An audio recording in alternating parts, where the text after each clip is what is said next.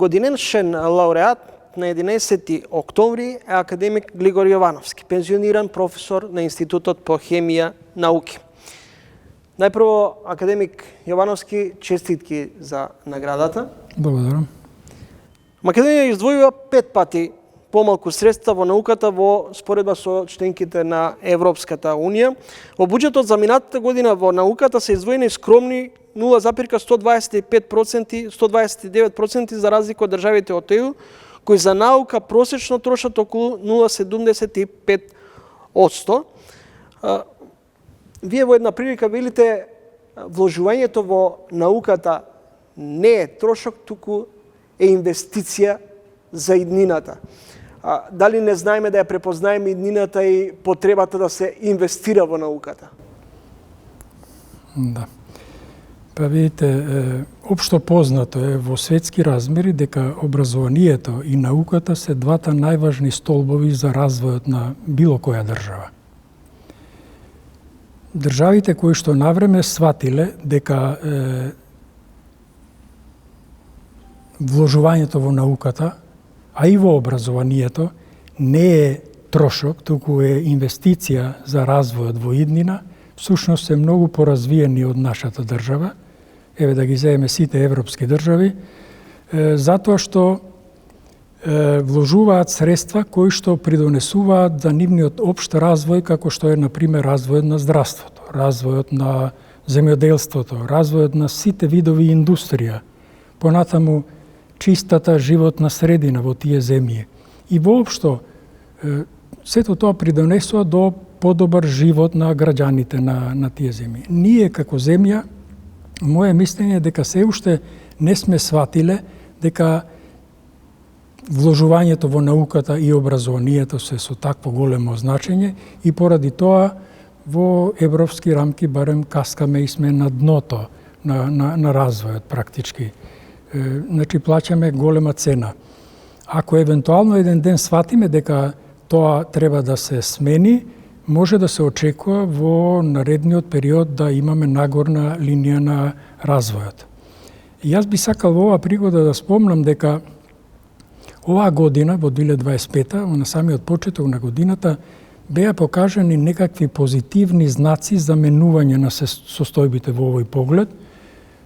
Имено, познато е дека беше распишан конкурс за доделување на домашни средства за домашни проекти, кои што не беа доделувани во изминатите 15, можеби 20 години. Средствата беа наменети за државните универзитети и за МАНУ. Мислам дека колку што ја следев јас таа активност, беа доделени доволен број како за почеток на проекти и сумите кои што ги следат тие проекти, мислам дека се вака во позитивна смисла многу зголемени, за разлика од предходните периоди од пред 15-20 години, кога се добива може 5 до 10.000 евра за проекти, сега тие се неколку, колку што мене ми е познато, 100 и повеќе илјади евра. Академик Јовановски, Македонската академија на науки и уметности презеде своевидна иницијатива за оформи генерална стратегија за развој на Македонија до 2050 година. Дали со неа ќе се кодифицираат сепаратните и бројни стратегии во МАНУ за економски развој, енергетика, за земјоделие? Да, точно е тоа дека МАНУ се изјасни позитивно на овој повикот од страна на владата да учествува во подготовка на една таква стратегија за развој на Македонија во наредните, би значило тоа 25 години, до 2050 година, секако со кадри на МАНУ, но и со кадри од универзитетите и од научните институти. Јас верувам дека МАНУ ќе опстои на тоа ветување и дека ќе се подготви таква стратегија. Меѓутоа, ние многу често, откако сме носеле разни стратегии, па и во рамките на МАНУ, Во она втора фаза по донесување на стратегиите не сме го положувале, така да речам, испитот, затоа што многу тешко ги реализираме предвидените активности и чекори кои што треба да бидат преземени за да се реализира некоја стратегија. Во изминативе години Академијата има донесено низа на стратегии. Колку тие стратегии се земаат во предвид во однос од страна на државата и се имплементираат? Да, еве јас направив еден преглед за да не говорам напамет. Добро. Има донесено ману во изминатиот период, ми се чини 6 стратегии. Првата е уште од минатиот век, 1997 година за економски развој. Потоа за извоз, за развој на земјоделството, за унапредување на здравствената заштита, за развој на енергетиката и последната стратегија и за искористување на обновливите извори на енергија. Ова последната датира од 2010 година. Како што гледате, овие стратегии се веќе застарени, особено тие први 3-4, кои што се при крајот на минатиот век и почетокот на овој век, така што веројатно многу тешко ќе се најдат таму определби кои што може да бидат наголемо искористени за новата стратегија. Новата стратегија треба да одговара на новите состојби во кои што се наоѓа државата, така што мислам дека инкорпорирањето на определбите на тие видувања во рамките на тие стратегии на МАНУ не би помогнале многу при правење на... Според вас, каква стратегија е потребна, генерално говорам, за развој на државата, од економски аспект, социјален, политички, меѓународен? Знаете што сега влегуваме во расправа која што бара долго размислување за начинот на пристап при подготовка на таа стратегија. Значи, што се би опфатила стратегијата треба допрва да се види. Ако речете ќе направиме стратегија за развој на Македонија во наредните 25 години, не е јасно што се треба да опфати стратегијата.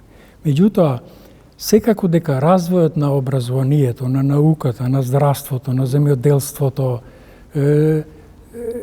животната средина, проблемите што се појавуваат и така натаму, треба да бидат дел од таа стратегија. МАНУ не смее да молчи ако има знаење, можности, капацитети да советува и да дава стратегиски насоки. Вели председателот на Академијата Живко Попов, колку се земаат во предвид мислењата на научната фела, пред се на највисоката научна установа? Да. Па не би рекол дека се земаат предвид, генерално земено. Јас одговорот на ова прашање ќе го илустрирам со еден пример. Кога славеше МАНУ во 2017 година 50 години од постоењето, беше подготвена една монографија која што се однесуваше на приоритетите на идниот развој на Република Македонија. Во рамките на оваа монографија беа вклучени неколку поглавја, меѓу другото и поглавието за состојбите во образованието и науката и мерките што треба да бидат преземени во иднина. И ние ја подготвивме стратегијата. Јас бев замолен од страна на тогашниот председател на МАНУ да го подготвам текстот за образованието и науката. И првиот дел од тоа поглавје се однесуваше на еден осврт на состојбите и проблемите во образованието и науката, а вториот дел се однесуваше на мерките за надминување на тие состојби. Се сеќавам, набрзо после прославата, МАНУ беше посетена од страна на тогашниот премиер и ние му ја подаривме книгата, монографијата, и се сеќавам на посветата напишавме дека се надеваме дека овој пат институциите, одговорните министерства на владата, начело со премиерот, ќе се ангажираат да ја проучат стратегијата и да преземат мерки и чекори за подобрување на состојбите покрај другото и во рамките на образованието и науката. И навистина се надевавме дека ќе има некаков одек, но во периодот што следеше немаше никаква повратна информација, немаше никаков одек и еве тоа е одговор на прашањето колку се земаат предвид определбите на ману во различни видови на стратегии. Не ве загрижува тоа? Не ве на некој начин ве резигнира? Па на некој начин ме загрижува, само знаете што, ако досега не сме биле успешни, тоа не значи дека треба да се предадеме. Треба да веруваме дека во иднина ќе направиме некои чекори за подобрување на состојбите, па се надам дека овој пат, ако се донесе новата стратегија за 25 наредни години, како ќе се развива земјата, владите кои што ја раководат земјата во определен период, па после се менуваат една со друга, не треба да размислуваат за тоа што треба да се направи, туку на кој начин, колку квалитетно и колку брзо ќе се реализираат определбите на стратегијата. Зошто немаме на некој начин континуитет во водењето? Туку со секоја промена на власта се нудат некакви решенија, некои нови стратегии.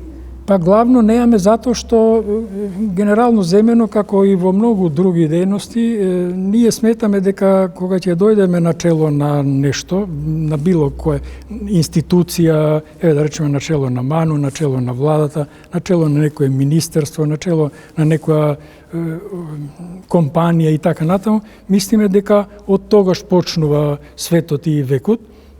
Немаме континуитет поради тоа. Според мене не би требало, например, министер за образование и наука да прави реформа на образованието и науката во периодот од тие 4 години. Реформите и долгорочните промени се прават со долгорочни стратегии. Ако направиме долгорочна стратегија, тогаш може да се очекува да има и континуитет. И поради тоа ние имаме проблеми со реализацијата на неколку стожерни истражувања за минералите во Македонија со научна монографија издадена пред повеќе од една деценија. Какви се економските потенцијали од нивната експлоатација? Па видите, ние тие истражувања кои што влегува во монографијата пред 13 години веќе објавена, не ги правевме со цел да придонесеме за економските придобивки. Ние како хемичари таму учествувавме двајца и еден геолог, професорот Боев од Рударско-геолошкиот факултет во Штип во тоа време. Така што за економските придобивки јас малку погледав во литературата и на интернет и најдов еден показател кој што можеби зборува за тоа какви се економските придобивки од користењето на рудните богатства, така да речеме. За 2024 година 5 најголеми рудници во Македонија, тоа се Саса од Македонска каменица, Злетово сега е познат под името Булмак од Пробештип, Боров дол од Радовиш, Бучим од Радовиш и Мермерен комбинат од Прилеп, од продажбата имале приход од околу 260 милиони евра. Сега, мене, ако ме прашате, оваа сума не ми значи ништо, затоа што не знам, например, од тие средства колку има придобивки државата, колку остануваат во нашата земја, колку одат во странство, затоа што собствениците се од странски земји најчесто. Но е еден показател кој што покажува колку придонес дава искористувањето на рудното богатство во нашата земја. Инаку, бидејќи ја спомнавте монографијата, таа беше подготвена за да на нашата научна јавност, а особено на светската научна јавност, затоа што книгата е објавена на англиски јазик, и ставиме до знаење колку изнесува тоа наше природно богатство, кое што изнесува околу 145 минерали, и тоа е околу 2% од вкупниот број на минерали што досега се најдени во целиот свет. Таа бројка на вкупниот број минерали во светот изнесува некаде околу 6150 до 6200. Со текот на времето се зголемуваат се зголема тој број на откриени минерали. Така што Македонија во светската мапа представува една точка, толку сме мала територија, а да поседувате 2% од минералното богатство во земјата, во целата земјина топка, мислам дека е голема работа. Академик Јовановски, Алшар, богатство за експлоатација или за истражување? Приказната за Алшар е многу интересна. Од мој аспект гледано, тоа богатство е повеќе за истражување, одошто за експлоатација. Инаку Алшар пред 100 и повеќе години, рудното богатство на Алшар се експлоатирало нормално во тоа време на многу екстензивен начин, меѓутоа со текот на времето се согледало дека придобивките од таа експлоатација не се доволно големи и се престанало со тоа. Меѓутоа, од аспект на истражувањата, Алшар е многу интересен локалитет. Тие 40, можеби 45 минерали има во локалитетот, а во меѓувреме можеби ќе се откријат уште. Не значи дека го ставаат Алшар на листата на најбогатите минерални наоѓалишта во светот. Тој на таа листа можеби се наоѓа некаде на дното на најбогатите со минерали, затоа што во светот постојат минерални наоѓалишта каде што има по 100, 150, 200, 300 различни типови на минерали. Приказната врска со Алшар, лорандитот што беше пронајден пред децении, беше единствен во светот. Прв пат најден во Македонија и го немаше на друго место никаде. И таквите примероци се нарекуваат ендемски видови. Во Македонија има околу 7-8 такви ендемски видови, но со текот на времето се менува таа состојба, затоа што истражувањата се континуирани и во меѓувреме е најден, например, лорандитот во Русија, во Таџикистан и во некои други земји. Меѓутоа, од аспект на популарноста на наоѓалиштето, еве ќе ви кажам уште еден податок.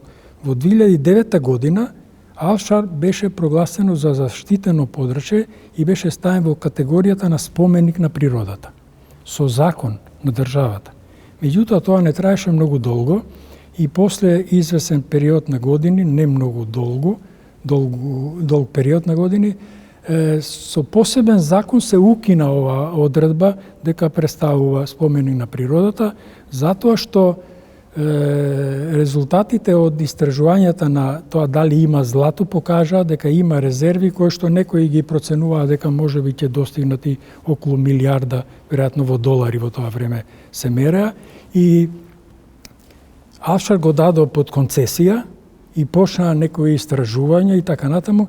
Јас морам да признам дека натаму не знам како заврши оваа приказна, ама ми се чини дека не е баш успешно и веројатно најпаметно е да се врати оваа определба, да се прогласи повторно Алшар за споменик на природата, да се уреди и да служи како еден пример за богатството што го поседуваме ние како држава и да биде еден вид туристичка атракција во земјата, како парк на природата. Академик Јовановски, рударството, развој или профит на сметка на екологијата? Сега што се однесува до екологијата, видите, во последно време познато е дека имаше доста искажена загриженост, алармантни состојби и така натаму со обидите да се отворат некои рудни капацитети во Македонија, во подрачје каде што земјиштето е обработливо, каде што има чисти води, реки и така натаму. И од тој аспект гледано, мислам дека реакцијата на жителите од тоа подрачје беше на место. Искажаната загриженост за алармантната состојба и така натаму, затоа што ако отворите рудник кој што нема да води сметка за животната средина, ќе ја загадува средината, ќе ја загадува обработливата површина, ќе ги загадува водите, подобро тој рудник да не се отвори. Но од друга страна, сега можеби овој вториот дел од одговорот ќе биде контрадикторен на првиот дел од одговорот. Ако го замислите, можете да го замислите светот без рудници. Еве, во последно време се гледа каква битка се води меѓу најразвиените, најголемите земји во светот, Америка, Русија, Кина и така натаму, битка за профит врзан за ретките елементи во светот, кои што ги бара, да речеме, автомобилската индустрија на електричен погон. Можете да замислите вие развиен сообраќај авионски, развиен железнички сообраќај, развиен патен сообраќај без метали, без користење на рудните богатства. Значи, тука некаква средина треба да се најде. Рудници не треба да се отвораат таму каде што земјата нуди нејзино обработување и користење, водите да не се загадуваат, меѓутоа таму каде што е наоѓалиштето далеку од обработливите површини не би придонело за загадување. Ако евентуално е релативно оддалечено, а има потенцијална опасност да се загади средината, тогаш треба да се почитуваат нормите. Ако не се почитуваат нормите, рудниците кои што добиле дозвола да работат би требало да се затвораат или да бидат во меѓувреме притиснати, натерани да ги почитуваат прописите на државата. Кога велите дека треба да се инвестира во науката и во образованието, дали сметате дека е оправдан фактот од потребата од 25 универзитети? Дали не мислите дека на некој начин помалку образованието ни е и девалвирано, дека многу лесно денеска, за разлика од минатото, многу лесно се стига до дипломи, до магистарски трудови, докторски? Да, овие 25 универзитети што ги спомнавте, мислите на приватните, така? Купно, која ќе требате? Јас, колку што знам, во државата постојат 6 државни универзитети и околу 25 приватни. Купната бројка е некаде околу 30 на универзитети, ако не се лажам. А дури и да е малку помала таа бројка, и 20 да се приватни универзитети е голема таа бројка. Инаку, во принцип, по моje мислење, не треба да се има против приватните универзитети.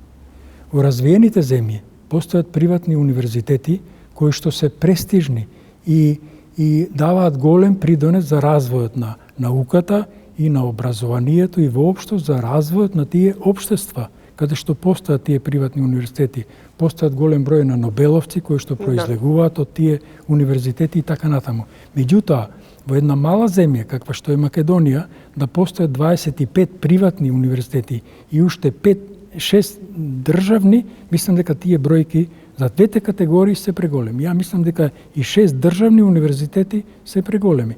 Јас направив една груба проценка, кога правите осреднување на вредностите статистички податоци, се знае дека статистиката може да биде многу неблагодарна, ама ако, еве, например, предпоставиме дека во Македонија во моментот живеат околу 1.500.000 жители, бидејќи околу 500.000 предпоставката дека се отидени надвор од земјата со се семејства, голем дел од нив никогаш нема ни да се вратат и така натаму, еве нека има и 2 милиона. Да речеме дека би била подобра варијанта таа. Во просек на Македонија на еден универзитет и одговара околу 50.000 граѓани. Мислам, тоа е незамисливо. Така што, моето размислување оди во ваква насока. Тие универзитети, на кои што им било дозволено да бидат отворени, а не ги исполнувале условите, треба да се затворат. Или да се направи обид да бидат натерани да ги исполнат условите за да продолжат да работат. Ако тоа не може да го исполнат, треба да бидат затворени. Но тоа не значи дека треба да се донесе одлука да не се отвораат нови и дури и приватни универзитети. Значи, тоа не е решение. Ако се зголемат критериумите и се инсистира на тоа да се почитуваат, не е проблем да се отвораат приватни универзитети. Ако вадат квалитетен кадар, ако кадарот кој што ја одржува наставата, научната работа е квалитетен, тогаш нема проблем да се отвораат. А јас мислам дека е проблем и со овие 6 државни универзитети, бидејќи таа бројка е преголема, исто така. Но, ако еднаш се дозволило да се отворат, веројатно е многу тешко да се преземаат чекори за нивно затворање. Зошто денес е трка по литиум, а например, во минатото доминираше бакарот, оловото, цинкот, никелот. Да, па видите, овие вторите елементи што ги спомнавте и сега доминираат од аспект. Ако ги трнете нив од употреба, мислам, струја би имале ли? Пренесување на транспорт на струја без бакарни жици. Но да не навлегуваме тоа. Што се однесува до литиумот. Литиумот стана многу актуелен поради неговото користење за производство на батерии за електрични автомобили. Тоа е тоа што е актуелно и на сите ни е познат случајот со потенцијалното наоѓалиште отворање во Србија, отпорите што ги пружија и ги пружаат се уште локалните жители. Поради тоа литиумот стана актуелен. Сега, ако компанијата која што ќе го отвори рудникот нема искуство до тогашно со користење на тој тип на рудно богатство, а ви ветува дека ќе ги преземе сите мерки за заштита, се појавува сомнеш дека тоа можеби и нема да биде така. Ако вие еднаш ја загадите таа животна средина, ја загадите земјата, ги загадите водите, постае многу тешко да го сето тоа деконтаминирате. Треба да помине долг период за да тоа се случи. И поради тоа литиумот од една страна е многу баран, а од друга страна е потенцијална опасност за загадување на животната средина. Академик Јовановски, дали подготвивте научен подмладок и каков е интересот во делот на хемијата? Сега мислите како институт за хемија? Како институт. Да. Видите, проблемите со подготовка на кадар се многу комплексни поради тоа што во последно време, последните 15 на години, можеби и 20 години, се создаде еден огромен јас, една празнина, поради тоа што не се примаа млади, талентирани кадри за млади научни соработници во рамките на универзитетите. И еве јас ќе го кажам конкретниот пример со Институтот за хемија, а тоа мислам дека генерално е ист случајот и со Природно-математичкиот факултет во целина. Институтот за хемија во еден период сите млади што ги имаше, ги унапреди во доценти, па после вонредни професори, редовни професори, и имаше еден период кога немаше ни еден асистент. И сега бевме доведени во ситуација експерименталните вежби да ги држат професорите. Тој јас, ако сте го направиле во текот на 10-15 години, за да го премостите, за да ги подобрите состојбите, потребни се толку години колку што поминале години за да се направи јазот. Значи, во образованието не можете вие со скокови да направите чекори напред, туку сето тоа треба се прави континуирано. Со текот на времето, константно, континуирано, а и примањето на млад кадар. Еве, например, државата, јас сум размислил, може да реши оваа година да издвои, да речеме, 100 милиони евра за опремување на лабораториите на сите универзитети државни во земјата. Тоа може би од материјална гледна точка е голем проблем, ама може да се одвојат. И ако се искористат, би било тоа голем скок за создавање на предуслови за бавење со научна работа.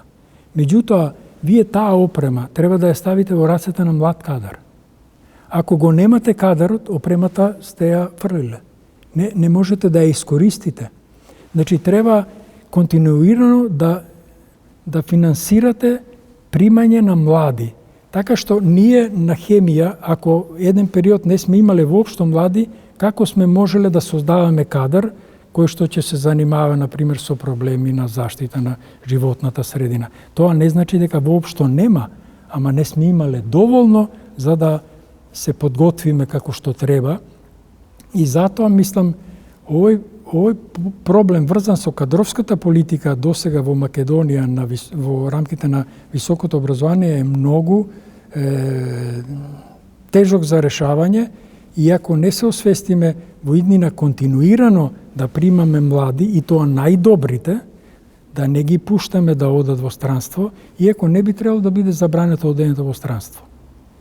Например, нашите кадри би требало да бидат пуштени да одат надвор, да се специализираат, например, да докторираат надвор, еден дел од нив, но после да им се создадат во државата доволни предуслови во поглед на опрема, за да кога ќе се вратат да имаат приближно еднакви услови како во лабораториите во странство, каде што се стекнале со тој висок степен на научна подготвеност. Ние за сега такво нешто не сме креирале како политика. Ако успееме тоа да го направиме, а тоа не може да се направи за 1-2 години, веројатно треба да поминат 10-15 години, тогаш можеме да очекуваме напредок и развој во рамките на образованието и науката во земјата. Ви благодарам за интервјуто и за гостувањето во емисијата. Благодарам и за поканата.